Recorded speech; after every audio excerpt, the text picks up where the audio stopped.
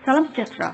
Untuk isu kali ini, Edwin nak kongsi sedikit mengenai langkah-langkah jangka masa sederhana dan panjang yang ada dalam bajet 2023 yang telah dibentangkan baru-baru ini. Betulkah bajet 2023 hanya tertumpu kepada langkah jangka masa pendek sahaja? Kita dengar penjelasan pekerjaanku. Tentang bajet 2023 ialah kononnya bajet ini hanya menumpukan kepada langkah-langkah jangka pendek dan mengabaikan langkah-langkah jangka panjang dalam menstruktur semula ekonomi kita. Betul ke? Bajet 2023 sebenarnya dirangka berdasarkan prinsip 3R, responsive, responsible dan reformist, ataupun responsif, bertanggungjawab dan reformist.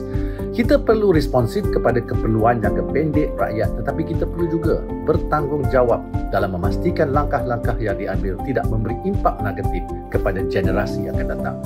Oleh itu, kita perlu melaksanakan pembaharuan fiskal untuk memastikan kewangan kerajaan mampan dalam jangka panjang.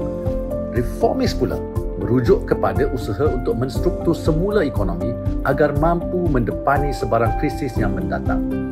Dalam sorotan media tentang bajet 2023 sudah tentu tumpuan diberikan kepada banyak inisiatif jangka pendek seperti bantuan keluarga Malaysia dan pelbagai bantuan lain untuk rakyat. Maklumlah, cerita pasal pembaruan jangka panjang ni tak berapa seksi, tetapi hasilnya cuma dapat dilihat beberapa tahun mendatang. Bukan terus dapat macam bantuan keluarga Malaysia. Jadi, saya akan kongsikan sikit beberapa langkah reformis yang kita telah ambil setakat ini.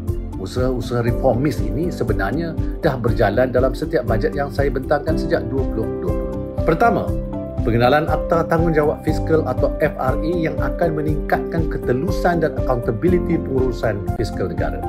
Ini termasuklah mempertimbang kebolehsanaan had statutory hutang tunggal ataupun single debt limit yang sebagai satu peraturan hutang baharu.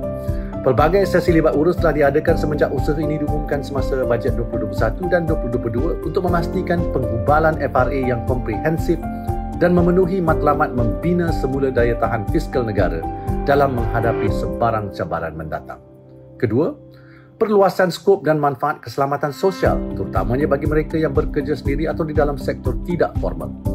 Kalau sebelum ini hanya mereka yang ada kerja tetap sahaja dapat perlindungan jika berlaku kemalangan semasa bekerja, tetapi kini orang yang kerja gig atau kerja tak tetap pun akan dilindungi.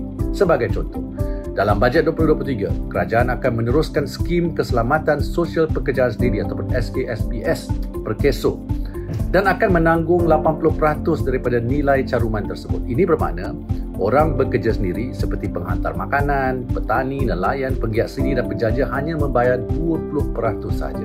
Bakinya, government tanggung. Sewaktu tahun 2020, hanya segelintir gig riders dilindungi dan setelah kerajaan menyumbang kepada caruman, kini lebih 260,000 dilindungi melalui SKSPS. Tahun hadapan, inisiatif ini akan disediakan 150 juta ringgit dan diperluas kepada mereka yang bekerja sendiri seperti pemandu teksi dan pekerja gig sektor teknologi maklumat.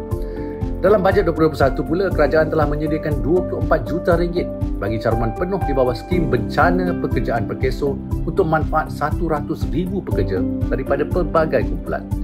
Kerajaan juga terus menggalakkan pekerja sektor informal menabung untuk hari persaraan melalui caruman KWSP menerusi inisiatif iSaraan. Melalui inisiatif ini, kerajaan mencarum sebanyak 15% daripada caruman sukarela yang dibuat oleh pekerja sektor informal. Sejumlah 30 juta ringgit disediakan untuk memanfaatkan lebih 100,000 peserta sedia ada dan baru. Kita sedar dunia kini dilanda pelbagai masalah berikutan pencemaran seperti pemanasan global yang mengakibatkan bencana alam. Oleh itu, kita juga menerapkan amalan yang berteraskan konsep alam sekitar, sosial dan tabik urus atau ESG melalui syarikat pelaburan berkaitan kerajaan dan dana khusus oleh sektor kewangan bagi menyokong usaha syarikat PKS beralih kepada amalan rendah karbon atau berasaskan kelestarian. Contohnya, pada tahun ini, kerajaan melalui Bursa Malaysia telah memulakan usaha perwujudan pasaran karbon sukarela atau voluntary carbon market. Pelbagai langkah-langkah juga telah dimulakan bagi menggalakkan penggunaan tenaga bersih. Bajet 2023 juga turut mencadangkan pewujudan dana pelaburan lebih 1 bilion ringgit bagi menarik lebih banyak pelaburan bernilai tambah tinggi yang bakal menjana peluang pekerjaan profesional bergaji lebih tinggi dan industri-industri ini termasuk industri E&E atau elektrik dan elektronik yang merangkumi pembangunan aplikasi berasaskan teknologi frekuensi radio dan Bluetooth bagi industri otomotif, penarikan pelabur sektor E&E ke Malaysia dan pembangunan industri peranti perubatan. Antara industri berasaskan teknologi lain yang bakal mendapat peruntukan termasuk industri aeroangkasa, industri kimia, petrokimia, nanoteknologi, teknologi kesihatan atau health tech serta pembuatan pintar atau smart manufacturing. Dalam masa yang sama, kita juga sedang giat membangunkan modal insan bagi memastikan tenaga kerja kita mampu mengisi peluang pekerjaan dalam bidang-bidang utama ini. Selain itu, melalui bajet 2023, kerajaan juga bercadang untuk memperkenalkan rangka kerja baru Kerjasama Awam Swasta 3.0 atau PPP 3.0 yang akan memastikan pembangunan infrastruktur tidak akan memberi beban kewangan yang tinggi kepada kerajaan. Tetapi, seperti yang saya sebut awal tadi, hasil daripada kebanyakan inisiatif ini cuma akan dapat dilihat dalam beberapa tahun akan datang. Macam orang selalu kata, takkan semalang kahwin hari ini dah beranak. Ya? Yang penting, kita dah mula melaksanakan langkah-langkah untuk memastikan Malaysia berada di landasan yang betul demi generasi akan datang. Sekian saja untuk isu dan penjelasan dari Tengku Zapul mengenai langkah-langkah jangka masa sederhana dan panjang yang ada dalam bajet 2023. Diharap segala persoalan terjawab. Bagi mereka yang belum lagi subscribe channel ini, jangan lupa tekan pada button like, button subscribe dan juga button lonceng. Kita jumpa lagi pada video yang akan datang. Terima kasih.